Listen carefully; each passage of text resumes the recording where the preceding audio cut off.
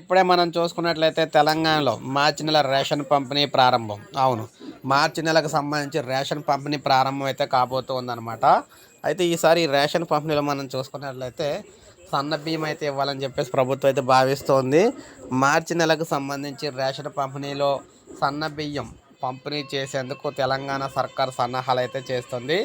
ఇటీవల సన్నాలకు సంబంధించి బోనస్ ఇచ్చి మరి సన్నాలు అయితే పండిస్తూ ఉన్నారన్నమాట. దీనికి గల కారణం ఏంటంటే సన్న బియ్యం పంపిణీ చేయడానికే. దాంతోపాటు ఎప్పటిలాగే పంచదారతో పాటు కందిపప్పు కూడా, ఈ 3 వస్తువులు కూడా ఇచ్చేందుకు అయితే రాష్ట్ర ప్రభుత్వం సన్నాహాలు అయితే చేస్తుంది. అయితే ఈ 3 వస్తువుల్లో ముఖ్యంగా ఈసారి హైలైట్ ఏంటంటే సన్న బియ్యం అనమాట. సన్న బియ్యం అనేది హైలైట్. సో ఈ విధంగా సన్న బియ్యం అయితే ఈసారి ఇచ్చేందుకు అయితే సన్నాహాలు చేస్తున్నారు. మొత్తం మీద మూడు రకాల వస్తువులు అయితే తెలంగాణలో రేషన్ పంపిణీ అయితే ఉచిత రేషన్ పంపిణీ జరుగుతున్నాయి. అయితే వీళ్ళు డబ్బులు అయితే తీసుకుంటారన్నమాట. కందిపప్పు పంచదారకి బియ్యం మాత్రమే ఉచితంగా ఇవ్వడం అయితే జరుగుతుంది. సో ఇది అప్డేట్. ఒక లైక్ చేయండి, సబ్స్క్రైబ్ చేసుకోండి, మన ఛానల్ సబ్స్క్రైబ్ చేసుకోండి.